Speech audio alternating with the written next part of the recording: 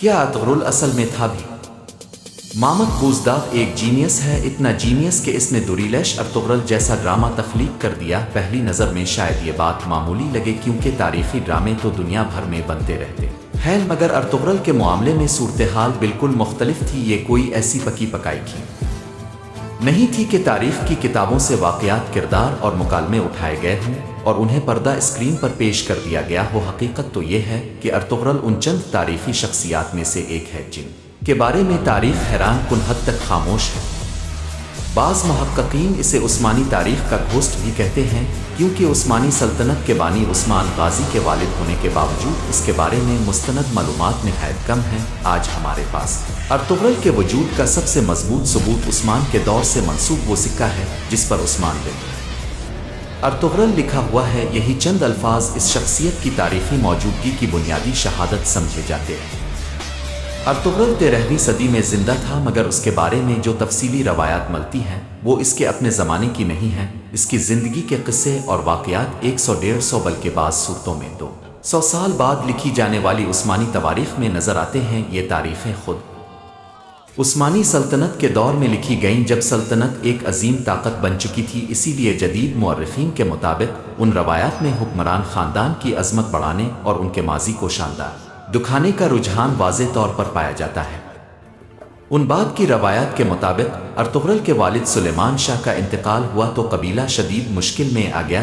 قبائل کے سامنے ایک کڑا وقت تھا، ایک طرف منگولوں کا دباؤ تھا جو مشرق سے تباہی پھیلا رہے تھے اور دوسری طرف بازنطین سلطنت تھی جو مغرب میں طاقتور موجود تھی۔ اس صورتحال میں قبیلے کے اکثر لوگ شام کی طرف ہجرت کرنا چاہتے تھے، مگر ارطغرل نے ایک مختلف راستہ چنا۔ اس نے فیصلہ کیا کہ وہ بازنطین سرحد کے قریب رہ کر منگولوں سے بچتے ہوئے ایک ایسا خطہ اختیار کرے گا جہاں نہ براہ راست منگولوں سے ٹکراؤ ہو اور نہ ہی مکمل طور پر بازنطین طاقت کے سامنے آنا پڑے۔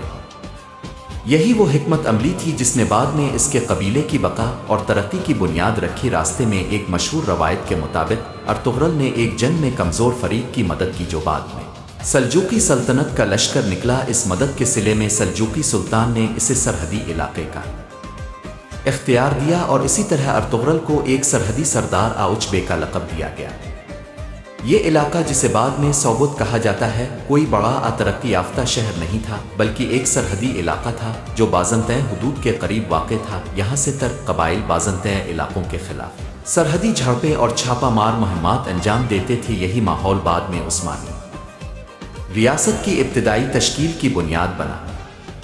ان روایات کے مطابق ارطغرل کے گرد نہ صرف اس کا قبیلہ مضبوط ہوا بلکہ مختلف تر قبائل بھی اس کے جھنڈے تلے جمع ہونے لگے۔ اس کی قیادت، صبر اور سرحدی حکمت عملی نے اسے ایک نمایاں مقام دیا۔ یہی وراثت بعد میں اس کے بیٹے کو منتقل ہوئی جس نے اسی بنیاد پر عثمانی سلطنت کی باقاعدہ بنیاد رکھی۔ یہ بھی ایک روایت ہے کہ تقریباً 600 سال تک عثمانی سلطنت میں یہ تصور موجود رہا کہ جب بھی کوئی نیا سلطان تخت پر بیٹھتا تو اسے دعا دی جاتی، اللہ تمہیں ارطغرل جیسا صبر اور عثمان جیسی بہادری عطا کرے۔ یہ جملہ اس بات کی علامت تھا کہ ارطغرل اور عثمان کو سلطنت کی اخلاقی اور جنگی بنیاد سمجھا جاتا تھا۔ دلچسپ بات یہ ہے کہ بعد کی عثمانی تواریخ میں ارطغرل کو بعض جگہوں پر اچبے یعنی سرحدی محافظ اور سردار کے لقب سے بھی یاد کیا گیا ہے، جو اس بات کی علامت ہے کہ وہ ایک سرحدی جنگجو رہنما تھا۔ وقت کے ساتھ ساتھ ان روایات میں اس کی شخصیت مزید مضبوط، علامتی اور افسانوی رنگ اختیار کرتی چلی گئی۔ تمام سنجیدہ مورخین آج بھی صرف چند باتوں پر متفق ہیں۔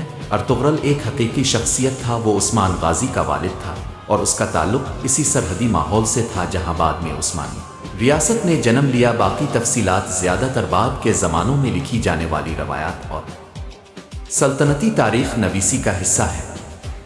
یہی وہ مقام ہے جہاں محمد بوزداغ کا کمال شروع ہوتا ہے۔ اس نے ایک ایسے شخص کو مرکزی کردار بنایا جس کے بارے میں تاریخ چند صفحات سے زیادہ معلومات فراہم نہیں کرتی۔ پھر اس نے جنگی کردار، سازشیں، محبتیں اور ہیروئزم کی ایسی دنیا تخلیق کی جو اصل تاریخ سے زیادہ ایک فکری اور تخلیقی کائنات محسوس ہوتی ہے۔ اسی لیے دوریلیش ارطغرل دراصل تاریخ سے زیادہ تخیل کی فتح ہے۔ یہ ارطغرل کی مستند سوانح عمری نہیں بلکہ تاریخ کے خلا کو تخلیقی انداز میں بھرنے کی ایک کامیاب کوشش ہے۔